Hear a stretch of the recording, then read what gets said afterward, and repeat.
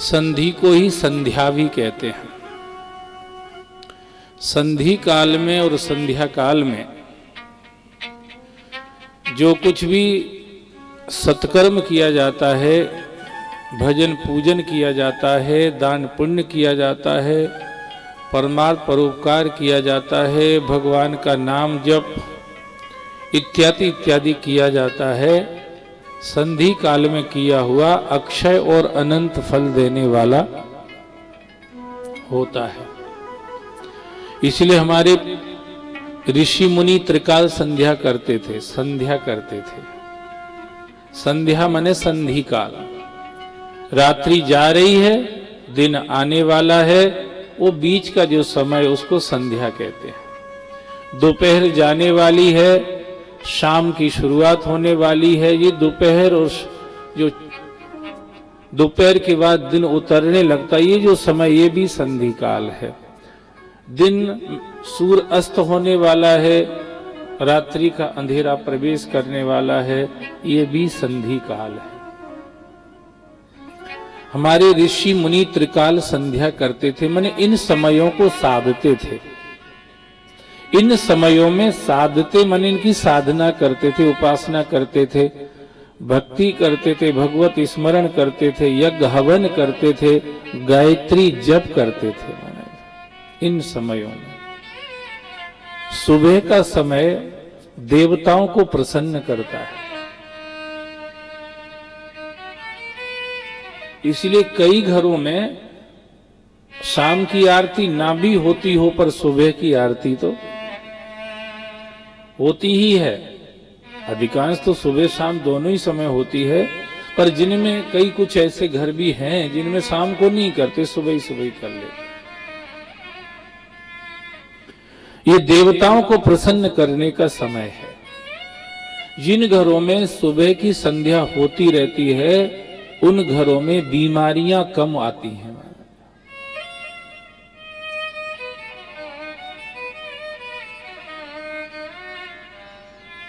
अब उनकी बड़ी मुश्किल है जो 2 बजे तक मोबाइल ही चलाते रहते। 2 बजे तक मोबाइल चलाते रहते, फिर इधर 10 बजे तक 11 बजे तक सोते रहते, और रजाई में कम्बल में लार टपकाते रहते। उनकी बड़ी मुश्किल है। अब इनसे आप ये आशा नहीं कर सकते कि इनसे कोई ये देश का उत्थान करेंगे।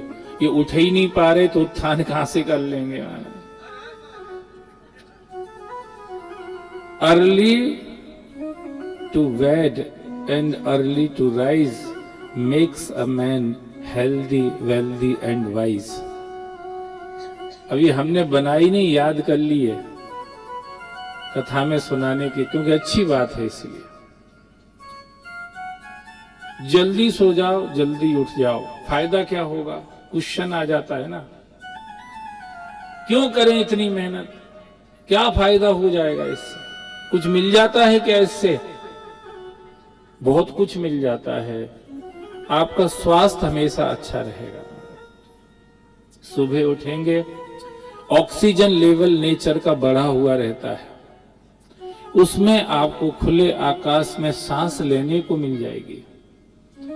उससे आपके शरीर का ऑक्सीजन लेवल बढ़ जाएगा, और उससे आप अपने दिन भर एक तरोताजा महसूस करेंगे। आप में एक शक्ति है, एक उमंग है, एक उत्साह है, एक जोश है। ऐसी आपकी स्थिति बनी रहेगी। जब आप दिन भर अपने आप को ऐसा फ्रेश महसूस करेंगे, तो आप जरूर कुछ अच्छा करने की कोशिश करेंगे। आलस में पड़े हैं, थकान महसूस हो रही है, परेशान है, अंदर से प्रमाद चढ़ा हुआ है दिल दिमाग में, तो आपका सारा दिन ऐसे ही निकल जाएगा, पड़े पड़े इधर से उधर, उधर से उधर, बस समय निकलता चला जाएगा। तो सुबह उठने से आरोग्यता प्राप्त होती है, स्वास्थ्य अच्छा रहता है। और कहावत है, पहला सुख निरोगी काया। पहला सुख, फर्स्ट हैप्पीनेस, फर्स्ट प्लीजर, यही है हमारा निरोगी काया। शरीर स्वस्थ है तो सब कुछ अच्छा लगता है।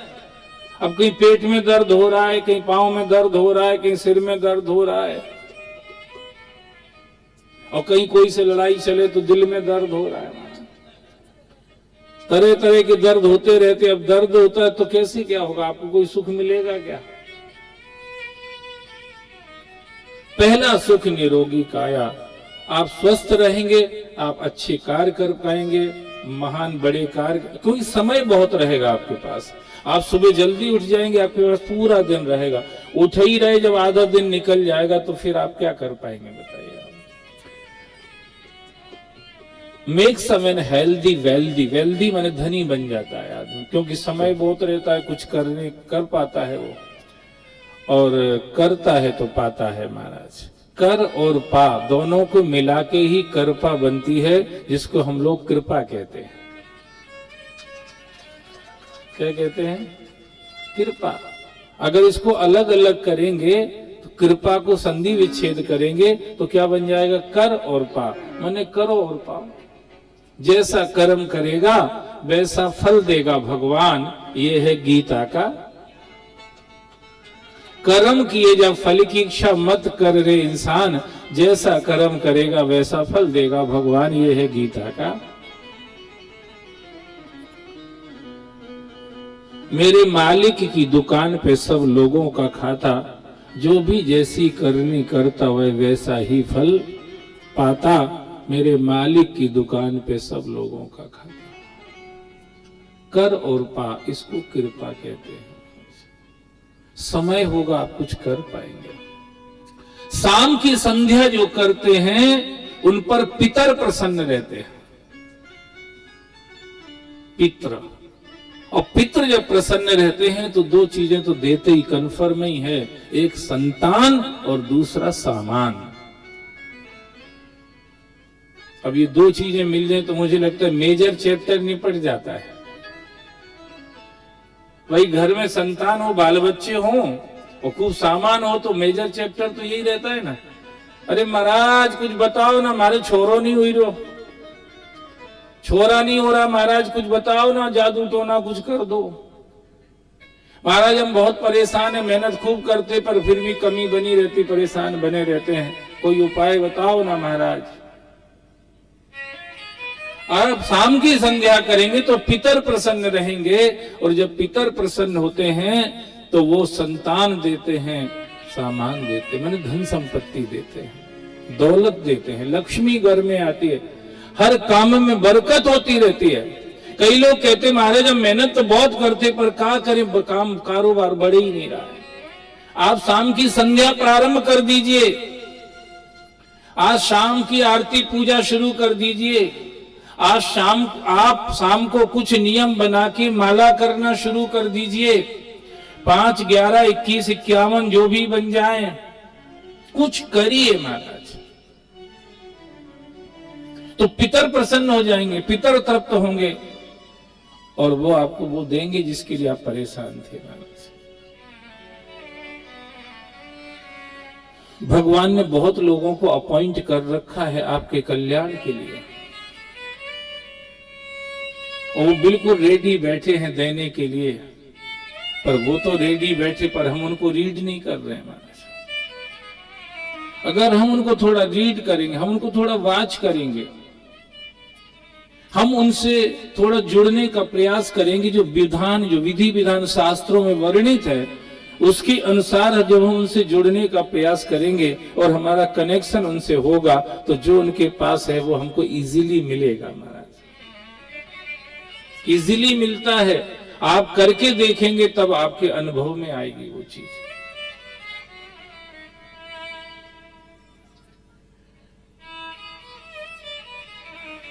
कई लोग 11,000 रुपए महीने भर की नौकरी करते हैं, महीने भर नौकरी करते, सुबह से शाम तक मेहनत करते हैं, तब जाके 11,000 रुपए उनको तनख्वाह मिलती है। मैं कुछ नहीं कर रहा हूं, वो दिलीप भाई अहमदाबाद से आए और 11,111 रुपए उन्होंने मेरे पास रख दिए। ये क्यों आ गए बताइए ना, क्यों आ गए ये पैसे? क्या कारण होगा? कोई विज्ञान इसमें? क्या करेगा विज्ञान, क्या फिजिकल विज्ञान क्या करेगा इसमें बताइए। ये इन्हीं चीजों का फल है जो हम आप उस सत्कर्म करते, भगवान के निमित्त कहीं कनेक्ट रहते हैं, भगवान का कुछ भजन सिमरन हम लोग करते रहते हैं, तो भगवान ये सब योग बनाते रहते हैं, प्रभु ये सब योग बनाते रहते हैं। जिस संसार में एक संसारी आदमी को रहना कठिन है, भगवान का भक्त इसी संसार में बहुत अच्छे से रहता है महाराज। तो शाम की भी संध्या करना चाहिए, शाम को भी भगवत स्मरण भजन करना चाहिए, आरती करना चाहिए, संभव हो सके तो 2 4 5 आहुतियां भी डालना चाहिए। सुबह की संध्या से देवता प्रसन्न, शाम की संध्या से पितर प्रसन्न, और दोपहर की संध्या से ऋषि मुनि प्रसन्न होते हैं महाराज। ऋषि, और 3 तरह का ऋण सबके ऊपर चढ़ा हुआ है। आप ये मत सोचना कि हम तो कोई से पैसे का भी कर्ज नहीं लेते हैं। अरे तुम भले ही कर्ज नहीं लेते पर फिर भी कर्ज में हो। शास्त्र कहते हैं जिसका जन्म संसार में मनुष्य के रूप में हुआ है वो 3 कर्जे साथ में लेकर के आता है, देवताओं का ऋण, ऋषियों का ऋण और पितरों का ऋण। जो सुबह की संध्या करता है देव ऋण से उऋण हो जाता है, शाम की संध्या करता है पितृ ऋण से उऋण हो जाता है, और दोपहर की संध्या करता है ऋषियों के ऋण से उऋण हो जाता है। जब उसके ऊपर कोई ऋण ही नहीं रहता है तो उसको वह ज्ञान प्राप्त हो जाता है जिससे उसको मुक्ति मिल जाती है, जिससे वह अपने आप को मुक्त स्वतंत्र अनुभव करता है। ये होता है।